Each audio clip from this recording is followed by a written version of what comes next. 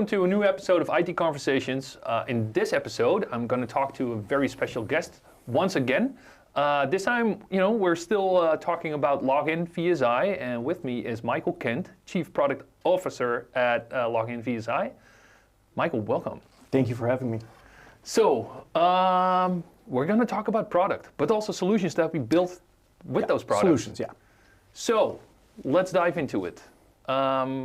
And I think it's really good to kind of create an overview of the main topics we're going to talk about in this video, which are kind of like image management, image testing, OS testing. We're going to dive into the application side of things. Yeah. And we have a surprise, kind of a teaser that we're going to share around something that we're working on for physical devices. Absolutely. So let's dive into the image side of things first. What is it that you see at customers when it comes to image management? What are some of the challenges and the pickles that you see? Yeah, great question. Probably to start is just the age of those images, how they were built, poor documentation. We don't really know what's in them anymore.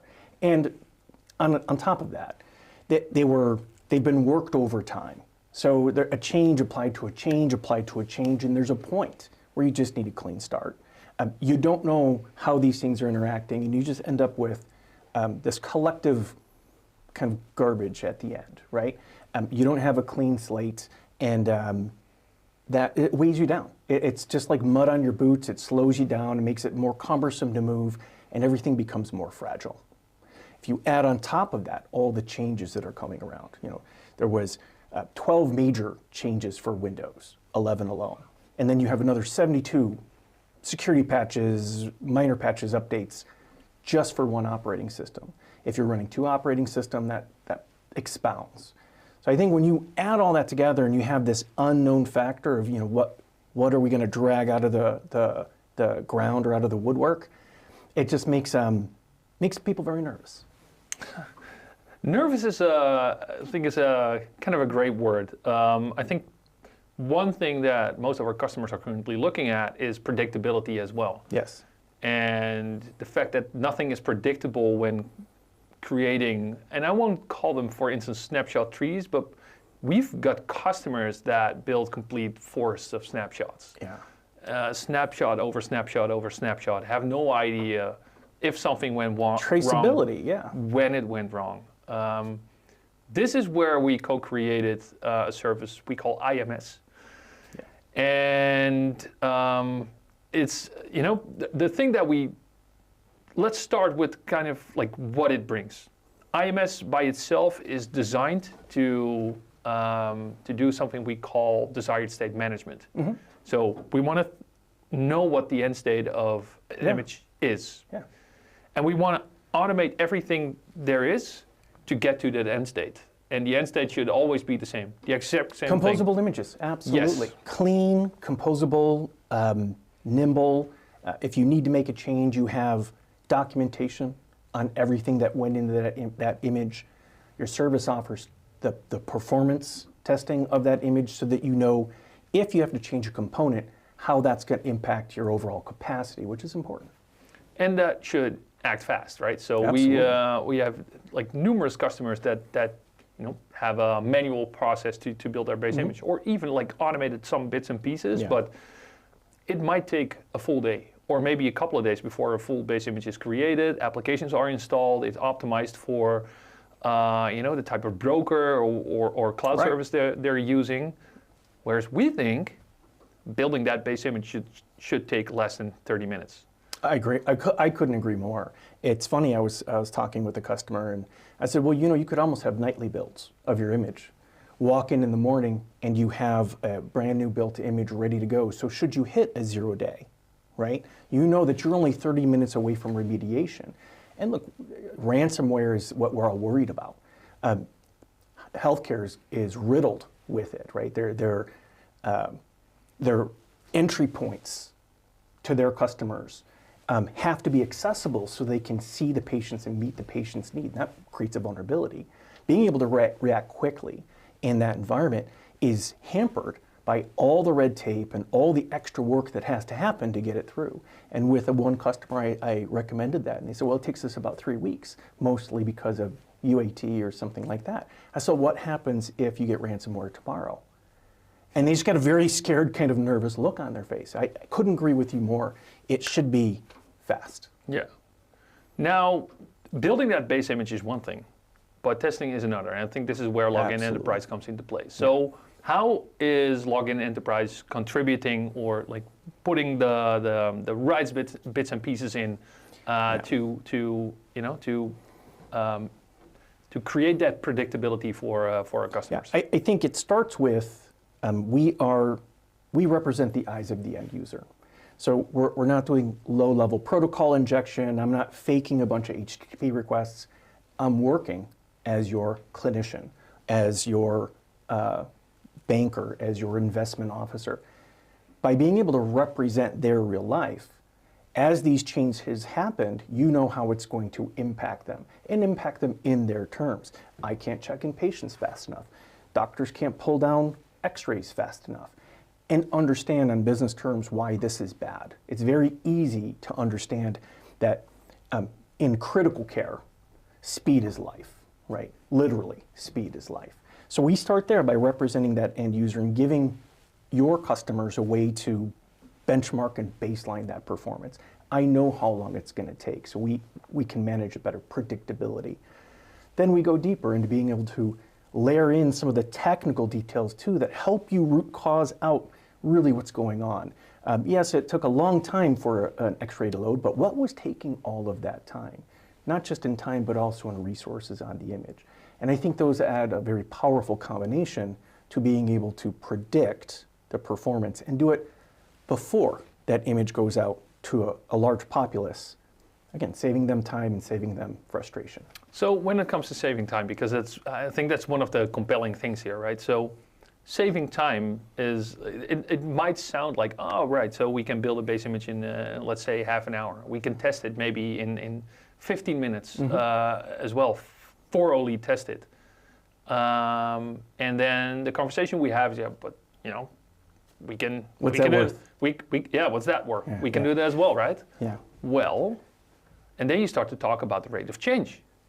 The number of changes that we're currently seeing, the number times the number of base images that they might have, times the time it needs to build it and to test it, and then suddenly and test it right. And test it right. It's like, oh, and you do that automated.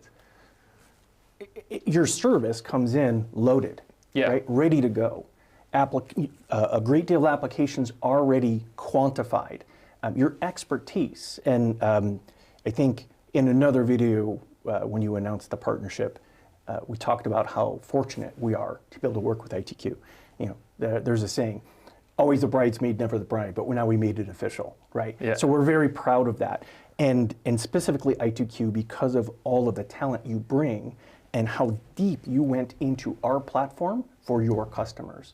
It's an honor for us to be able to work with you and watch that go out to the customers in just a dramatic acceleration of ROI. Now we talked about the image. I think you know, an image without applications is nothing. So let's dive into the next service that we kind of co-created and where a Login Enterprise really adds value, and that's what we call AMS, Application Management Service. And we talked about the rate of change of, let's say, you know, an operating system that you might update every month. But we also know that there's a number of browsers that sometimes have updates twice a week. Yeah. And that's just a single application. Now take that single base image, or that single image, or maybe you have 10 of them, add a number of applications to that platform as well. Could easily be a couple of hundred, times the number of changes, and you want to test that out as well. And then suddenly... It's an enormous problem. Chaos kind of is created. How do you break that down? So how do we navigate the chaos? Yeah.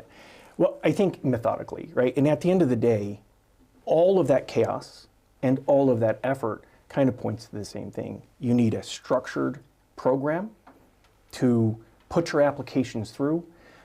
with the expertise to quantify the performance, know what you're looking at when you get that data back. And I don't think we talk enough about that. Having the data is great, but really the next question is, well, what does that mean? Especially when you have version conflicts or image issues, what does that mean that this driver isn't up to date or what have you? Having a trusted advisor that can tell you, well, this is what's going on, and get you to that answer faster so that your clinicians are providing care faster and that your business is addressing what it was built to do faster. And there's incredible savings in that by not tying up those resources. Having an expert that can do that can commoditize the cost of capturing these applications, wrapping them and taking them through a program without you having to expand your IT staff, which is your most expensive resource, is a great value. Yeah, and I think you touched upon a great point here, because quite often we get the question from not just IT but also CIO. Yeah, how does this affect my medical staff? Yeah. And quite often we see that medical staff is first of all, waiting for new versions of a certain application, mm-hmm. because an EMR application might bring new features to the market that you want to, use as fast as possible. But quite often we also see that medical staff is also, having a role as a product owner of a certain application. Mm-hmm. And they rather spend time with patients than they do on testing a new version of an application. So being able to help them with that and offloading the testing to an automated process. 100%. And the faster they get through that process by expertise and an efficient framework and all the other components to your AMS service, your application management service, gets that doctor in, he has a quick conversation, he's out back doing his work, which is important work. Freeing up that resource is important, right?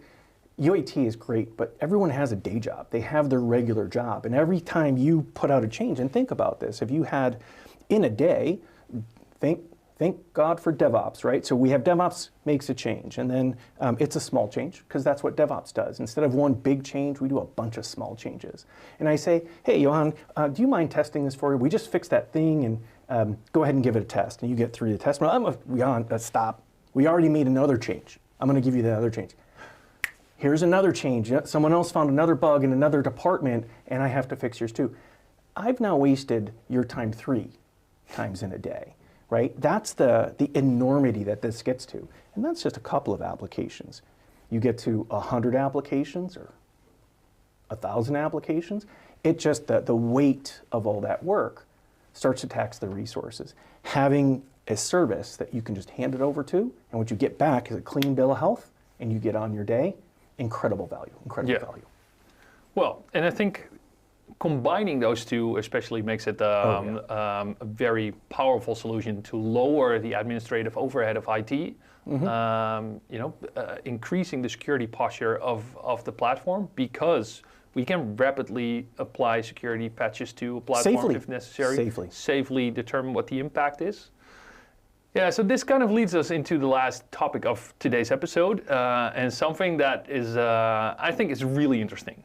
It's Login Enterprise or Physical. Yeah, very near and dear to my heart.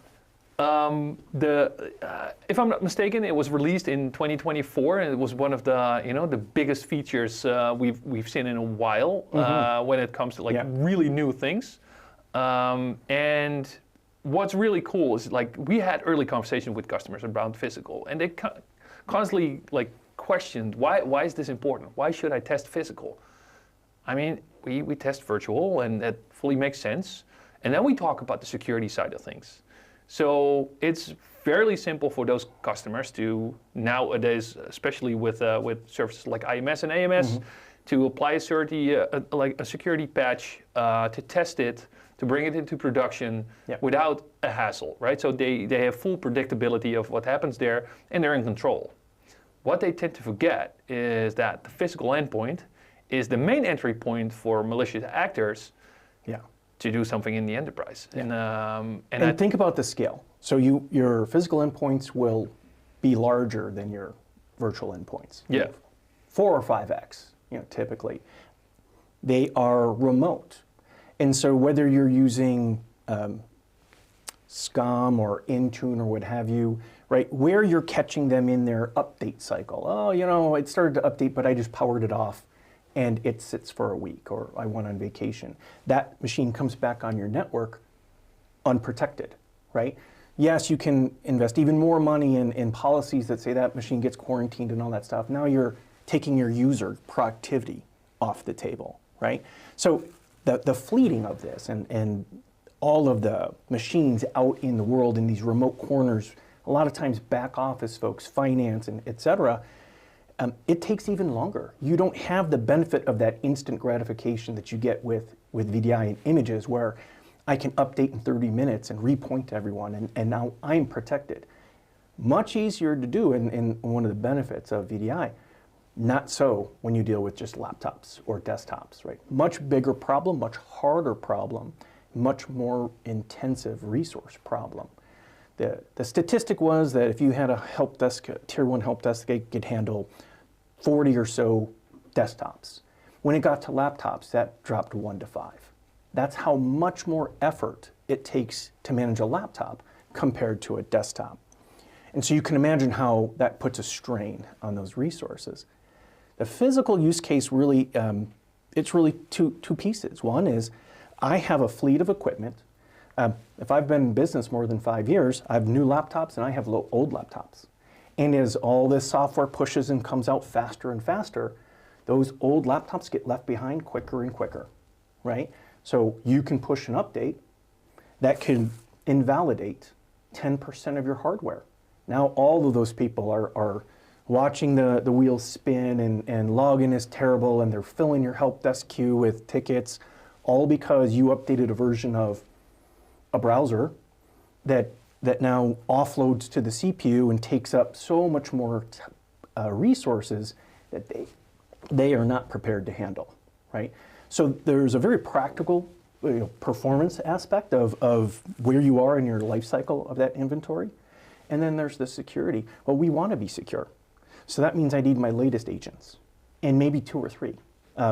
Antivirus, anti-malware, data leak prevention, all of those are resource hungry. And again, as I move that through a 5-year life cycle, those machines can't handle it, causing an exposure, right? They're crashing, they're getting turned off, or what have you, causing an exposure. We're not safe anymore. It's a much larger problem when you get to laptops in the field. And that's where the security, the physical was born. It was born out of that use case.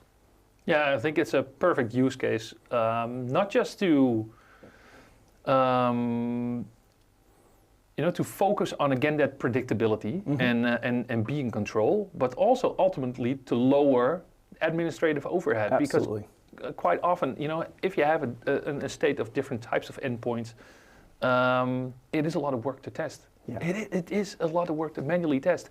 And Absolutely. Manual testing is error prone. Being able to fully 100%. automate that and do that in the same way you would on virtual, in cloud, And it's totally slower, makes sense. right? And So automation can move at microseconds, Yeah. right, versus seconds. So you can get 10, 20, 50 times faster, which is great. It's always done the same way. It's not done differently if you're tired, or if you're watching TV, or if your child was crying in the other room, or if you really had to hurry to get to your in-laws for dinner, right? Or there are some companies where they send out the word, please test, and everyone says, yeah, I tested, and they didn't test, right? The network logs will show they never even logged into that application. That's the unpredictability. Yeah. Right. So physical, and then having a partner that can help get you through that process and lower those costs and redirect your IT assets. It's the gray matter in their brain that you really need. And you need that directed at business problems, not general problems, not things like patches. So focus them on strategic initiatives for your company and leave the other stuff to automation so we can get some efficiencies. Absolutely. I think great words to end this video. Michael, thanks so much for Anytime. Diving into all of these, added values to our services when combining that with Login Enterprise.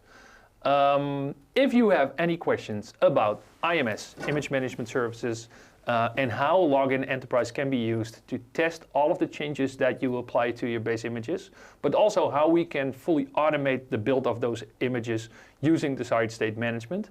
If you'd like to know more about AMS, how we take full control over your application landscape, drive those changes for you, make sure that you are you get a head start when your favorite ISV brings your changes to you, and you already have them in production in almost a blink of an eye, but also are again in control over the changes, because we will test and validate if those changes are fully compliant to your base image and the rest of your operating system estate.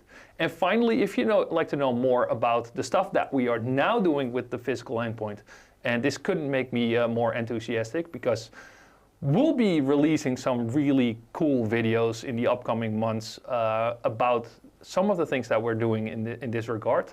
Feel free to reach out. You can reach out to us using our website, ITQ.eu, or drop us an email using the email address below.